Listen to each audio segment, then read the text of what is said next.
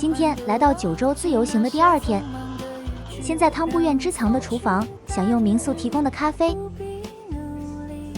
一早，我们先前往步行约10分钟的金陵湖，在这条路上可以看到各种民宿以及乡间的风景。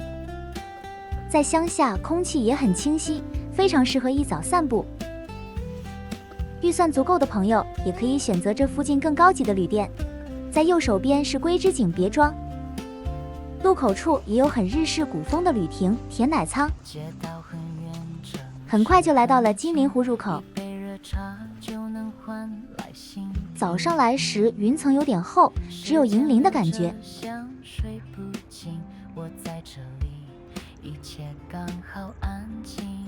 沿着湖左边的步道行走，会经过一家手打荞麦面泉金陵湖店，可惜早上没开，只好下次再来。到了湖的对岸，就可以看到满开的樱花树。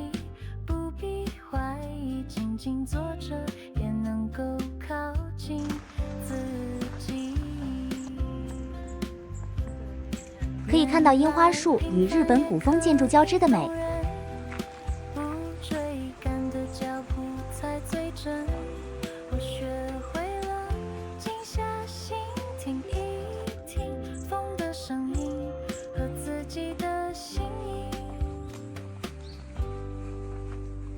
再往步道前进，可以看到湖旁的湖畔风之国度假旅馆。沿着步道前进，就可以到湖的对岸天祖神社。天祖神社和金陵湖之间有一段古老传说，传说当时一条无处可去的龙向天祖神许愿，希望能获得安身之处。龙也承诺让当地涌出清泉，永久守护这片土地。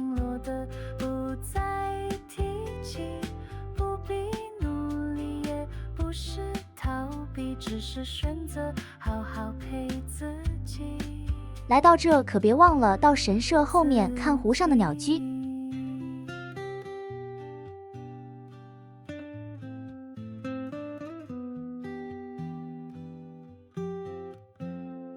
最后沿着湖右边的小径回到旅店。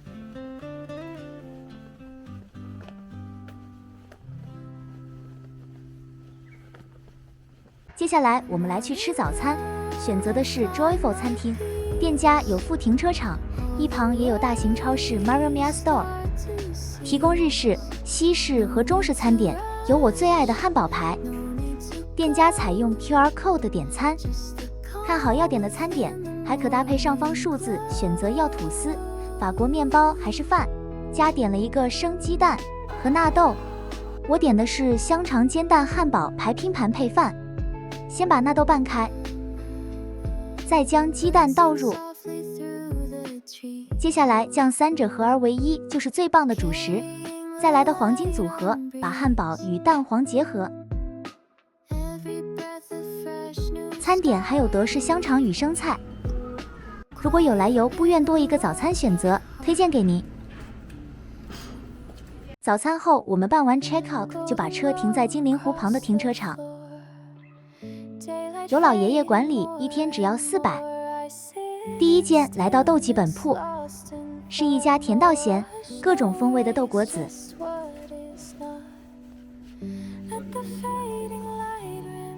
眼前看到的是一款人气商品卡博酥豆，酸酸甜甜的滋味。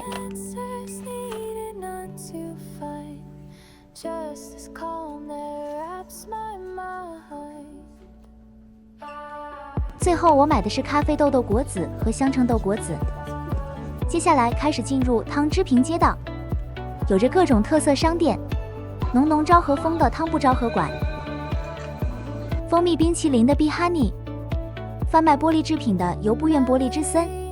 第一家来到的是汤布院有名的金赏可乐饼，时间9点半左右，这时也没有什么人潮，不用排队。我点的是最右边的肉蛋糕，超厚实的肉蛋糕，还附上酸甜的酱汁，里面满满的肉块，不用像可乐饼要在马铃薯中找碎肉。这是我在汤之平街道第2推的美食。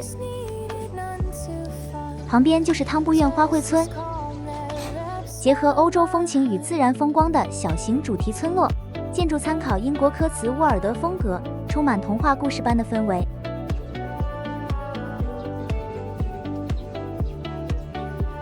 店家贩售的商品主要以宫崎骏卡通的周边为主，以及阿尔卑斯山的少女小天使的周边。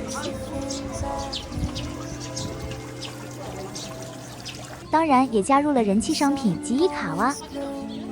这边可以买红萝卜喂食小羊。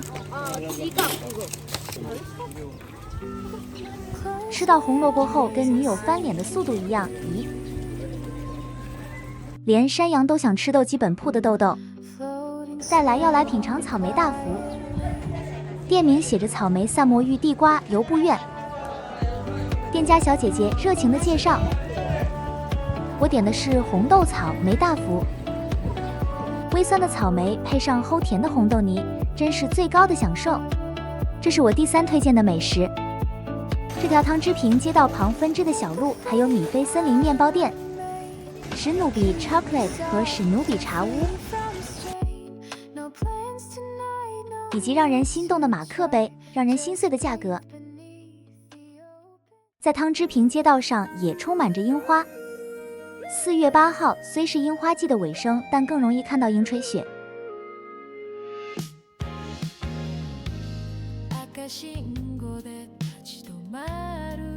在浪漫的小径上，可爱的情侣拍着美照，真是甜蜜。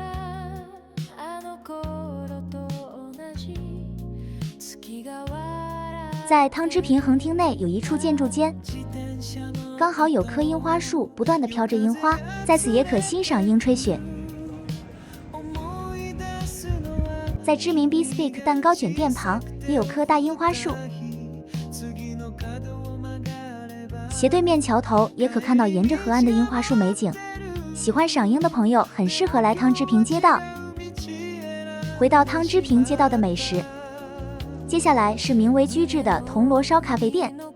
这家名物为现做铜锣烧，店外可看到铜锣烧师傅现做面皮，进到店内可看到店员涂上厚厚的红豆泥。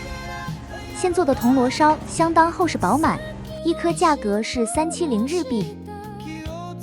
2片热腾腾的面皮包住湿润的红豆泥，真是铜锣烧最完美的状态。咬下一口，外皮柔软绵密，内馅馅香浓郁，嘴里咬着现做的铜锣烧，眼中看住制作的铜锣烧。这家店是我在汤之平街道中最爱的店家。再来是黄居菊家，异味门很适合做伴手礼。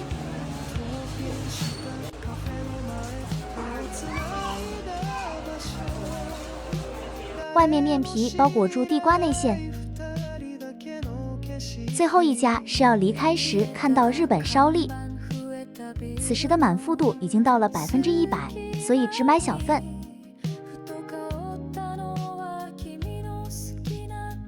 虽然是小份，但也有10多颗。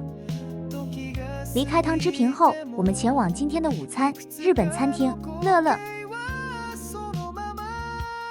这是一家日本山中料理餐厅乐乐，主要以鸡肉炭火烧为名物，也有鹿肉、山猪肉，是一间乡村风情的日式食堂。店家有野味肉类的合法资格。门口左侧有摆放许多狩猎成果。菜单上主要以鸡肉炭火烧为主，我点的是烤鸡腿肉和烤香菇套餐，大朵的香菇经炭烤后多汁饱满。鸡肉与台湾放山鸡一样韧性十足，很有咬劲。主食是浓郁的鸡蛋配白饭，这里的鸡蛋拌饭相当浓稠，饭与鸡肉搭配香菇真是一绝。也有油子盐与小菜可搭配着吃，另外还加点了鹿肉咖喱，咖喱滑顺搭配有特色鹿肉，也值得一试。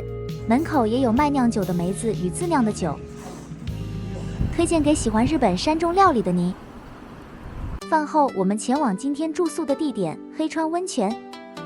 黑川温泉在熊本县阿苏郡南小国町，位于阿苏山北侧山区，特色是传统木造建筑、自然溪流景观、森林环绕的露天风吕，保留日本昭和时期温泉乡的氛围，安静朴实。很快的就来到今晚入住的汤霞之享优彩。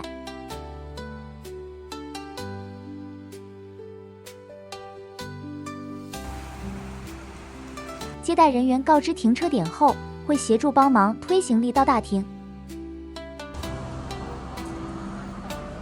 大厅会有人员引导到中文的柜台人员。我们住的房间是昼颜，华语是优雅柔和的爱。房间是4人住的日式榻榻米房型。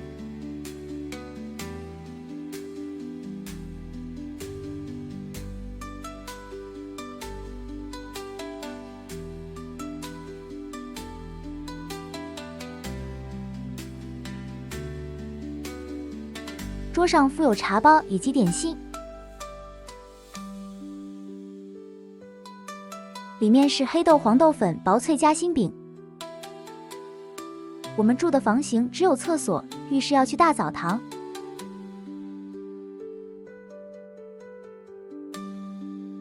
往窗外看，可以看到黑川温泉老街的街景。和一般的日式温泉旅馆一样，晚餐过后会有服务人员到房间帮忙铺床。在整理完行李后，我们要前往黑川温泉老街走走。沿着旅店往左走一小段路，会来到后藤酒店，这是可以补给晚上想吃的零食。酒店旁会有一条斜坡，可前往老街。路旁可看到神社，这是有名的黑川地藏尊。相传一位贫困的年轻人肾疾，因父亲病重，一天父亲想吃瓜，但家中没有钱，便将身上仅有的盐巴供奉给当地的地藏菩萨，祈求保佑。他硬住头皮到附近的瓜田偷瓜，但被农夫撞见，农夫大怒，准备砍下肾疾的头。地藏菩萨显灵，代替肾疾受了这一刀，保护了他的生命。这尊无头地藏便被供奉在黑川。而奇妙的是，不久之后，黑川地区便开始有温泉涌出。离开黑川地藏尊往左走，就会看到黑川温泉有名的新民馆。订房时可惜只剩1间2人房，哭哭。新民馆的第3代经营者后藤哲也先生，是黑川温泉能够从一个默默无闻的小温泉乡，跃升为全国知名秘境的关键人物。他提出了划时代的入汤手行制度，让游客可以购买一张通行证，选择3家不同旅馆的露天温泉进行体验。也有足汤可以体验，可惜当天没有开放。黑川温泉这天开的店家不多。我在土产店厅屋买了1包万能的盐，煮菜不用加味精。接下来就让我们伴随着日式的音乐，欣赏着黑川老街的美。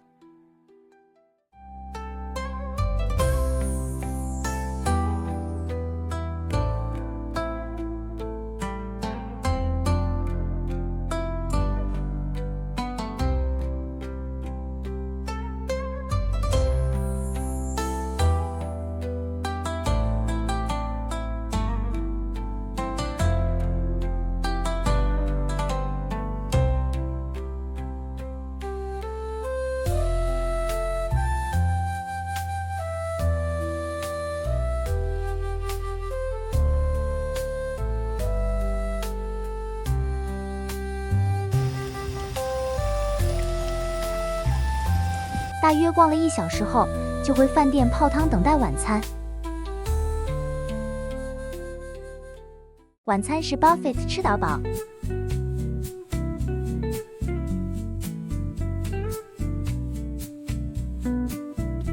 香浓的日式冰淇淋与棉花糖鸡可使用，满腹杜杀手的咖喱饭，以及熟食卤猪肉、回锅肉、一口烧饺。宫崎名物鸡、南蛮 roast beef， 也有毛豆、名古屋炸鸡翅与薯条等炸物。现做握寿司也是吃到饱的陷阱，但又好好吃。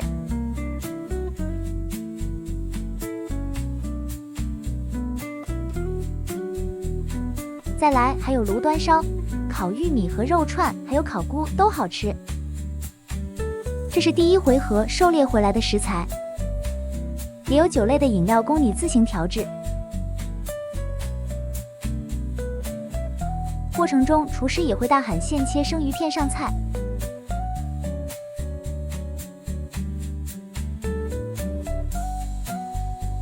也有日式刷刷锅可食用。